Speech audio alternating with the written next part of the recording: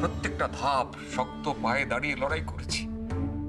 তবু কেন কেন আজ আমার কপালে এরকম দুর্ভোগ? আমার একমাত্র ছেলেটাকে আমাদের কাছ থেকে কেড়ে নেবার জন্য ঈশ্বর কেন এত বড় লড়াইটা শুরু করেছে? মানুষের সঙ্গে লড়াই আমরা হার মানিনি, কিন্তু ঈশ্বরের সঙ্গে লড়াই আমরা পারি কি করে বল?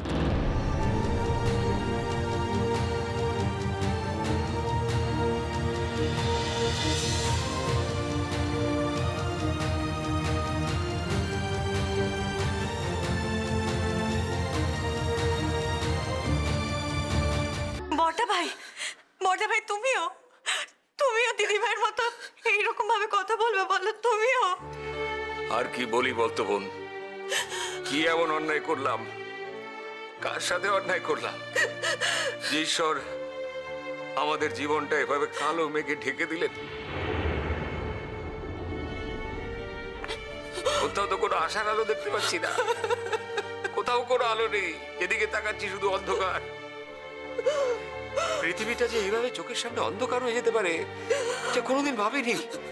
এই অন্ধকারে পথ দেখবো কি করে? আমার দাদা ভাইয়ের যদি কিছু হয় জেঠুমনি, তুমি আমাকে যাই বলো না কেন, আমি কিন্তু ওই মেয়েটাকে নিজের হাতে খুন করে ফেলবো। আকাশ, কি আকাশ? কি আকাশ?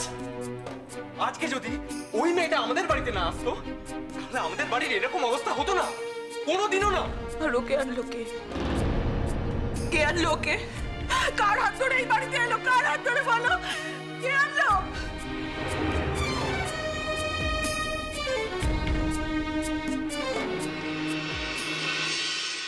ছোটন, কি হলো ছোটন? বলো না ছোটন, কি হলো? ছোটন কি হলো?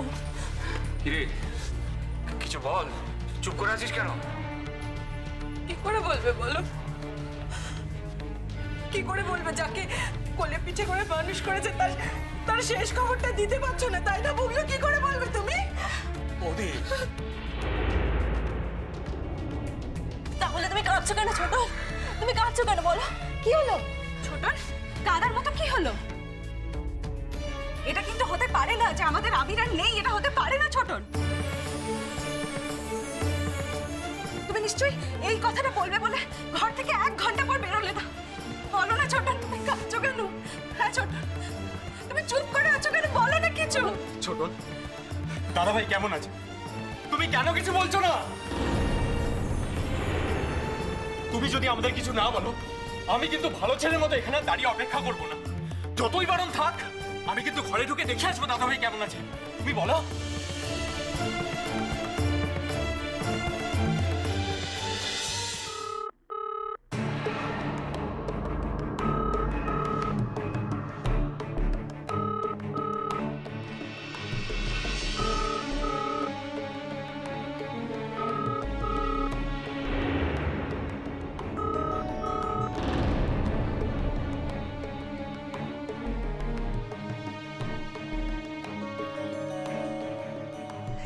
হ্যালো, কে? মা? না, আমি শালুক বলছি, জান পুজোর ঘরে। ও তোমাদের দুজনের জন্যই না একটা সুখবর আছে। সুখবর আছে একটা দুজনের জন্যই। সুখবর? হ্যাঁ, সুখবর তো বলো। সুখবর আছে একটা। আমি আবিরের মা বলছি। আমি আবিরের মা বলছি। আমার একটা মাত্র ছেলে,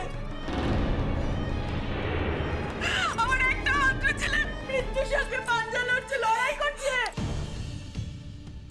তবে বেশিক্ষণ নয়।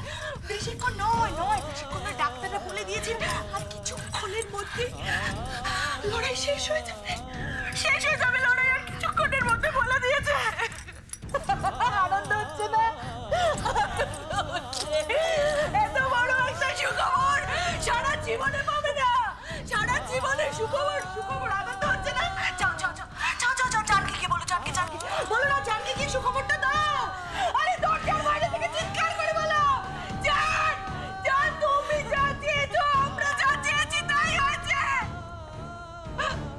তোমার নাতি এখন শেষ যাত্রায় চলে যাচ্ছে। শেষ যাত্রায় খবরটা দাও, দাও, খবরটা দাও। না, কখনো না বেলবেলেটা, কখনো না। তুমি কখনো আমায় ফেলে চলে যেতে পারো না। দরকার হলে আমি পাঞ্জা লড়বো ভগবানের সঙ্গে, পাঞ্জা লড়বো বাবা রাক্ষসের সঙ্গে।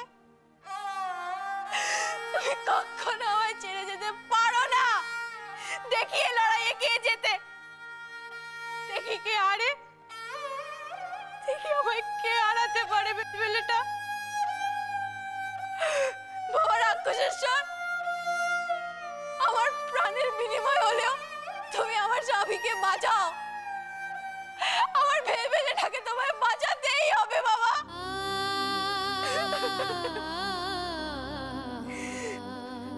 আর তা না হলে আমিও এর শেষ থেকে ছাড়বো, শেষ থেকে ছাড়বো আমি এর। ও জান, জান, জান, ও জান, জান, ও জান। ঠিক আছে জান, তুমি যখন ছাড়া দেবেই না, তখন আমার আর কিছু করার নেই। তোমার অনুমতি না নিয়েই আমায় বেরোতে হবে। তোমার নাতিকে বাঁচানোর জন্য, বাবা রাক্ষসেশ্বরের সঙ্গে পাঞ্জা লড়ার জন্য, পাঞ্জা লড়ে আমার স্বামীর প্রাণ ছিনিয়ে আনার জন্য আমায় ঘর ছেড়ে পথে বেরোতেই হবে জান। আমি কি করে কঙ্কনপুর পৌঁছবো আমি জানি না, কিন্তু কঙ্কনপুরে গিয়ে বাবা রাক্ষসেশ্বরের মন্দিরে আমি পুজো দেবই জান। আমি চললাম জান, আমি কঙ্কনপুর চললাম, আমি চললাম।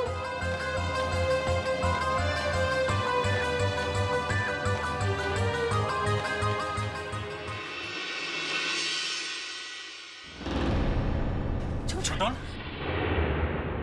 ছোটন, কোনো ভালো খবর আছে? বলো ছোটন।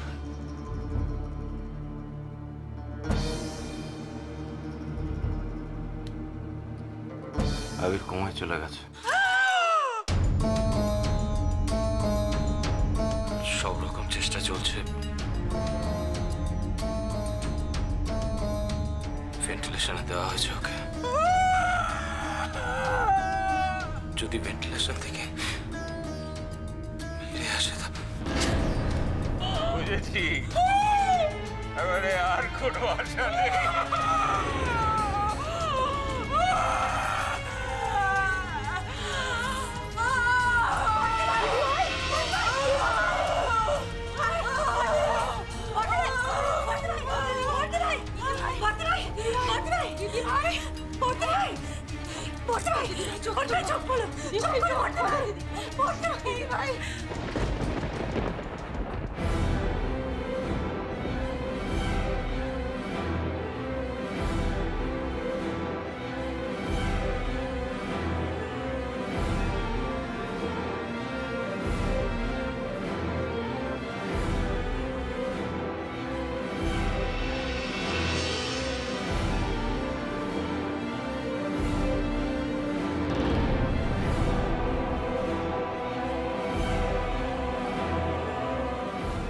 সোজা হাজরা কালীঘাট ভবানী রেলওয়ে টালিগঞ্জ ফাঁড়ে রবীন্দ্র সরোবর রবিনা আনাসেট ক্রসিং। ধরেন ধরেন ধরেন, হাওড়া হাওড়া হাওড়া, হ্যাঁ যাবে, হাওড়া যাবে, হাওড়া স্টেশন, হাওড়া হাওড়া